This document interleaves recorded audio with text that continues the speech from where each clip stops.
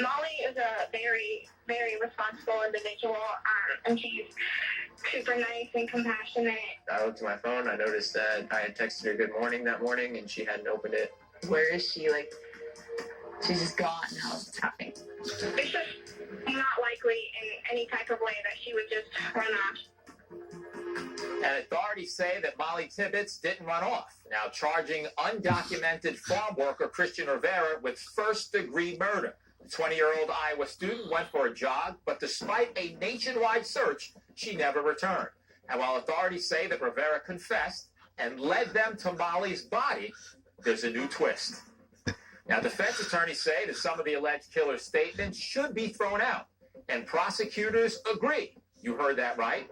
What's going on? We'll break it all down for you. But first, how did we get here? CNN correspondent Omar Jimenez explains. It was in a cornfield near this very spot where police found the body of Mollie Tibbetts, a former psychology major at the University of Iowa.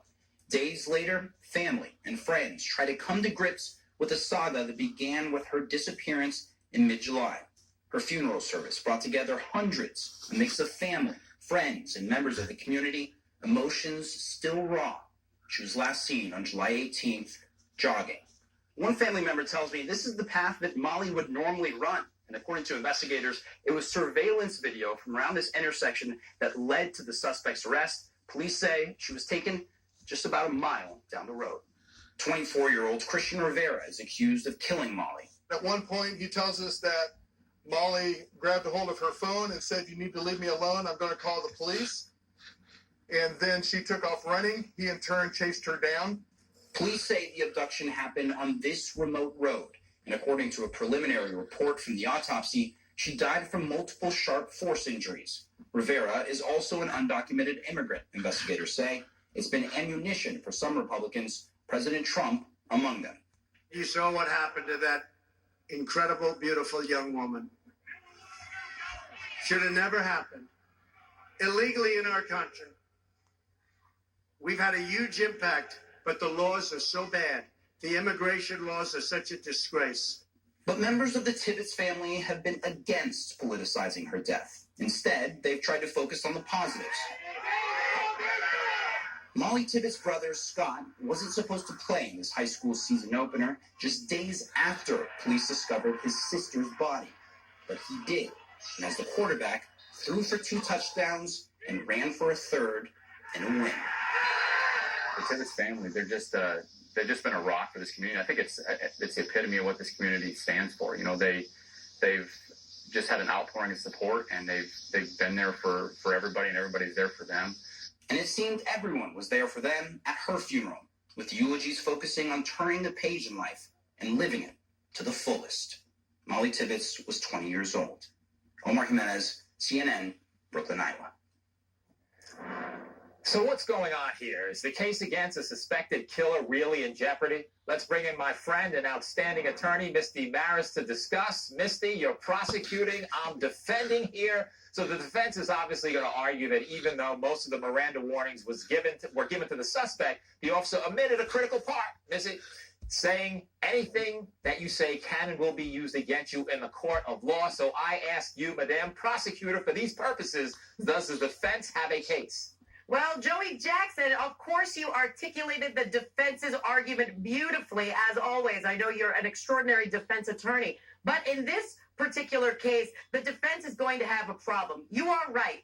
At one point, when his Miranda rights were read, that critical portion was left out. But what the other part of the prosecution's argument is that this suspect was actually re-Mirandized hours later. And in that session of Miranda warnings, all of the Miranda warnings were read appropriately. That's why we saw, as you reported before, an agreement, which is so rare in these cases, between the defense and the prosecution about certain statements made between that time period, the first defective Miranda warning and the second effective Miranda warning. Now, Joey, that doesn't mean that all of that evidence is going to be suppressed, because there are limitations to what really can be kept out of the courtroom. You know, what's interesting to me is a lot of people think, Misty, that if, oh my goodness, you weren't read your rights, the case has to be dismissed. It's over. Everything's done. The police, really? They didn't say you're under arrest and anything you say can and will be used against you. You have a right to an attorney. So tell me, Misty,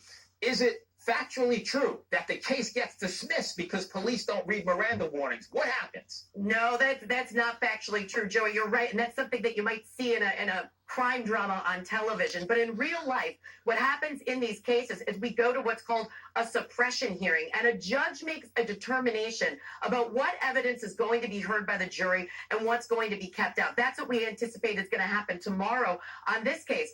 And Joey, it's a very fact-sensitive analysis. It's not that dispositive. It's based on what's called the totality of the circumstances, and it's different in every case. So, Misty, let's get to the core of the matter, because you mentioned the agreement, which never happens, right? Prosecutors, defense attorneys agreeing. So let's say here, what are they agreeing to? Now, let's talk about that. You and I can argue about it. The defense says, listen, you didn't read Miranda, get everything out. The prosecution says, well, we're not so fast. We won't use it against you in our case, but should you testify and say something contrary, then we can use it. Is that the right call?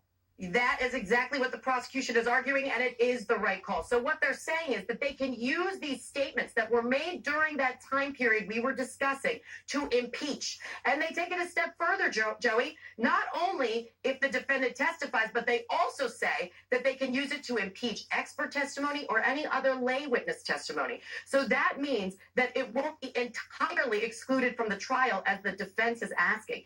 Taking that a step further, prosecutors are also saying that that old doctrine, fruits of the poisonous tree, where any piece of evidence derived during that time period, from the statements made by the defendant are excluded. They're saying physical evidence should not be excluded. For instance, the body of the victim and physical evidence that was collected from the defendant's car. Interesting case now, Misty. So last question, because that fruit of the poisonous tree, meaning if the police did something in error once, everything gets thrown out. Do you envision that happening in this case? And quick thing, you mentioned impeachment. What does impeachment mean? It means that if he said something, even though we exclude it, when he comes to testify, we can confront you with it, attack you with it, and assail your credibility. So final point, what do you see happening tomorrow?